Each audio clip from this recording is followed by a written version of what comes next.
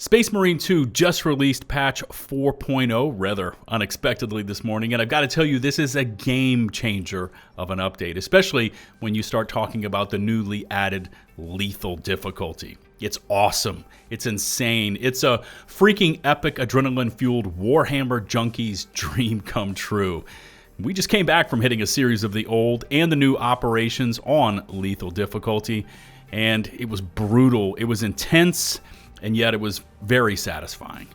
Welcome to the channel. This is LtBuzzLitebeer, and we need to break down the good and the not so good because there is a bit of that associated with patch 4.0 as well. And of course, I've got some thoughts on it all for you, especially after logging 3+ hours on the new build.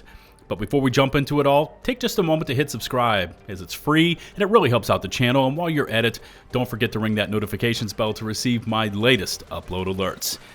Y'all, I can't wait to dive into this one, so let's get it started.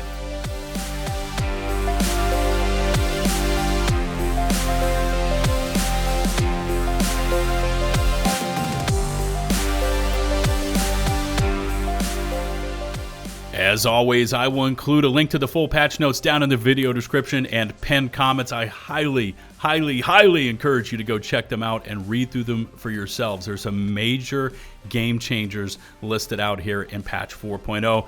As we read through it though, I'm going to interject with my thoughts based on about 3.5 hours of experience now on the new lethal difficulty. So the first bit of this, of course, is the new content that we expected. The new operation, which is called TERMINATION. This new operation takes place on planet Kadaku, which we already knew. New dreadful foes have arrived. Make good use of the artillery to annihilate them. You're going to like that last bit, especially when you make it up to the boss. I'm not going to spoil any of it because I know it just came out today, but yeah, that gets freaking epic there at the end. Also, added lethal difficulty for operations. I've got thoughts on this. There's 4 major changes, and they've highlighted them here in the patch notes. The first is ammo crates have limited refills per player. I'm just going to stop right there. That's not a major issue. You're still going to be able to find ammo. Second point, Majoris enemies can become enraged and will be more deadly and harder to kill. That you need to take into consideration. When a Majoris enemy reaches an enraged state, they get this red circle aura around their heads, and they're much more tanky, and they become more aggressive. So you need to be able to down those quickly before they hit the enraged state. Third bit here, though, is the major change. Armor restores from finishers only if you stay close to your battle brothers. Now, as you load into this new lethal difficulty, you're going to notice a new UI element down towards the middle bottom of your screen. That's your proximity sensor to your battle brothers. If you get outside of that and it turns red, that means if you hit a finisher, you're going to gain 0 bonus armor back. So you have to not only stay within range, but you also, between the 3 of you, hopefully you're on mics, can coordinate who's going to take that finisher and receive that bonus armor. So I don't see this really being something that just 3 randos are going to matchmake for and go hit lethal difficulty without that coordination on mic, because again, you have to stay close to each other and you have to split the finishers up. Now, that's going to affect some of your class selection, which I'll talk about in a little bit. And then, of course, overcoming such a challenge will grant you new cosmetics. From what I can tell, it's a new helmet and a new power sword variant. Both look kind of interesting, and the only way you can get them is complete all 7, that's right, it went from 6 to 7, all 7 of the operations on lethal difficulty, and then you unlock those new items. They also say they added photo mode in operations, which, by the way, works only in solo play, which makes perfect sense. You don't want to be in photo mode for 5 or 10 minutes working on that perfect shot while your live squad mates are fighting through the operation for you. Also, characters can now follow the camera with their eyes. So you have those 2 new functionalities added to the game. Now onto the big section of patch 4.0, which I think a lot of people are going to be concentrating on, the gameplay and balancing tweaks. So first off, melee archetypes. Fencing weapons, perfect parry window, will now have the same duration as balanced weapons, but it will start from the first frame of the parry animation. I gotta tell you, I didn't notice much of a difference between the parry windows on either of those now within the game, especially on lethal difficulty, but I did notice that when I was running on a 1 red bar connection, that those parry windows are extremely tight, and if you miss it by a fraction of a second, man, they're on you in a heartbeat.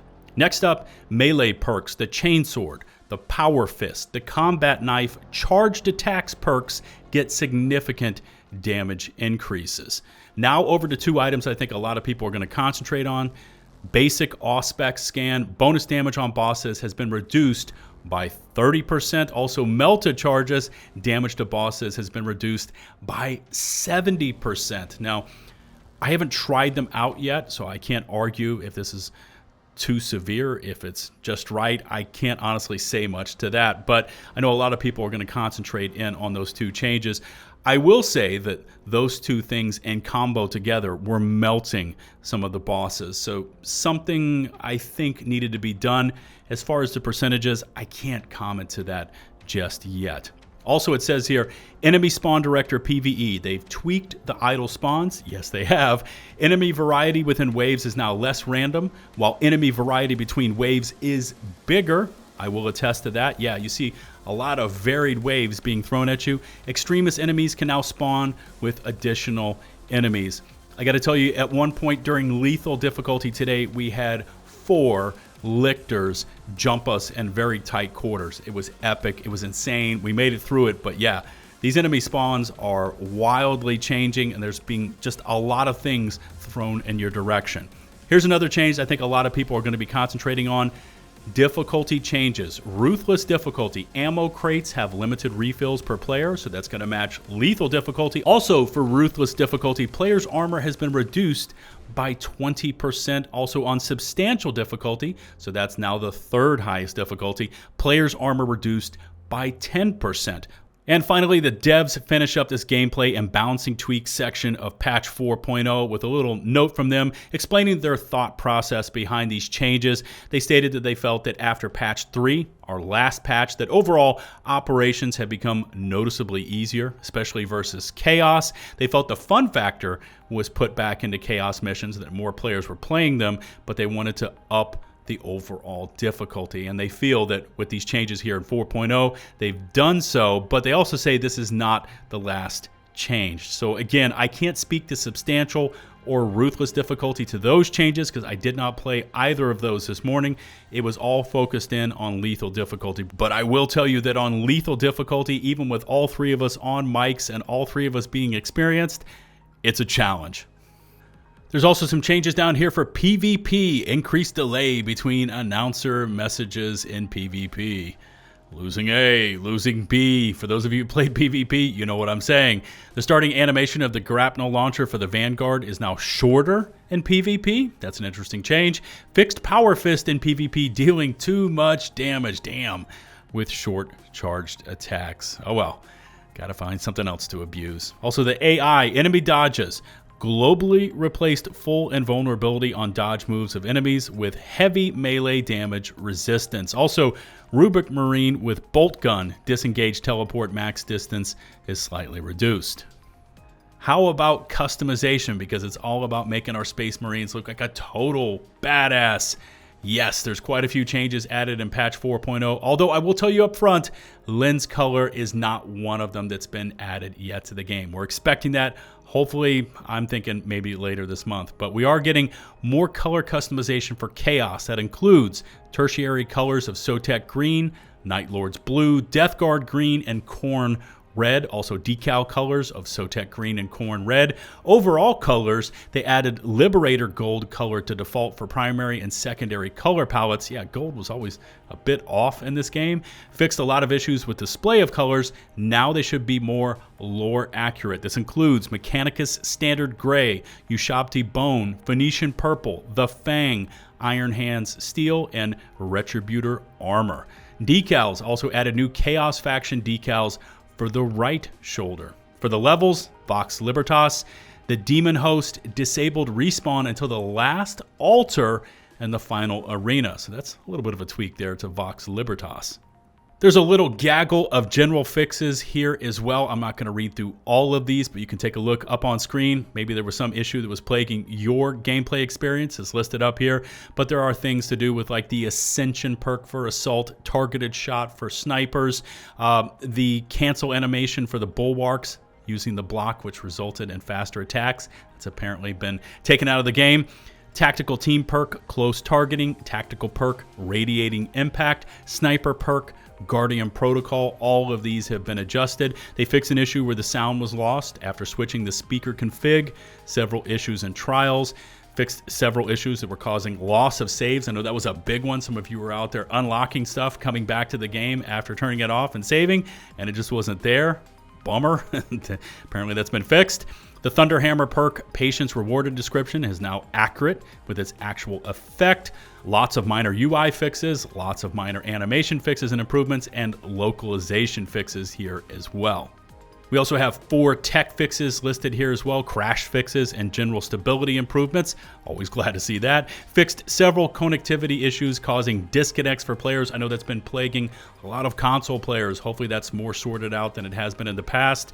Slightly improved performance, although for me on my PC rig, the game has always run very well. Fixed issues, controllers not working with Steam input enabled. Notice what is missing from here is the 4K pack or the texture pack. Hopefully that will also be coming later this month because I play this game on full maxed out ultra settings in 4K. It looks pretty brilliant to me, but I can't wait to see it with that kind of that 4K retexturing free download.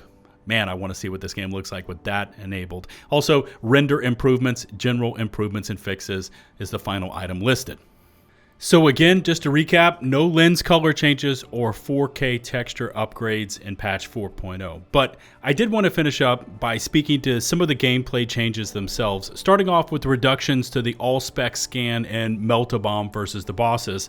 And I never saw that personally in any of my squad play, but there were videos showing up showing how lethal that combo was, and combo that with a sniper rocking a las, and yeah, it was lights out. But again, I haven't tested it yet, or the new armor reductions in Ruthless and Substantial difficulty. Now, the devs did say they want a harder experience, especially after patch 3, so here it is. How the community is going to react to it, I honestly don't know. But as someone that has 500 hours in Helldivers and has reported on that game for months now, this has that all too familiar smell to it. We get powerful, we enjoy the power fantasy, and then the power is taken away. How much power is taken away? How will it affect the game? Again, we're going to see. I'm not trying to lob a grenade in here or drop a hot take, but nerfs in PvE always stings, no matter which way you try to slice it. I did want to also speak to lethal difficulty itself, which, by the way, overall, I'm really enjoying, especially because of just the overall intense challenge factor. But that being said, it feels like my beloved Vanguard has been slapped down quite a bit for this new difficulty, especially because of this new proximity finisher armor mechanic. The range is just too small. Now, previously, it was all about leading the charge with the Vanguard, getting out in front and disrupting those Majoris targets before they call for reinforcements. But now, that run and gun feel for Vanguard just feels gutted. Coupled with just how much range damage is being tossed your way on lethal, I mean, it's really intense. And again, with Vanguard, you only have 2 armor bars to begin with. And if you get too far away from your squad mates, well, that's just a recipe for disaster. Overall, we had our best success with a bulwark, heavy, and tactical, all lumbering about and staying very tightly packed. And finally, I did want to mention the bonus armor gained on executions doesn't seem to work when both squad mates are down and dead. Maybe that's intentional, maybe that's a mistake. Again, I don't know. But it makes it damn near impossible to stay on your feet when you're the last man standing and all that bonus armor is disabled due to the fact that both of your squad mates are dead. But there you go. There's all the new changes along with my honest thoughts and opinions on it all. Overall, I'm enjoying patch 4.0 and I can't wait to read your feedback down in the comment section below. Remember to hit subscribe and ring that notifications bell to receive my latest upload alerts. All my socials, including links to all of today's sources, again, can be found down in the video description. Shout out to the nearly 246,000 of you legends from across the planet who've already taken the plunge, you've hit subscribe, and you tune in daily to support me and the channel. Until the next one, this is Lieutenant BuzzLitebeer signing off.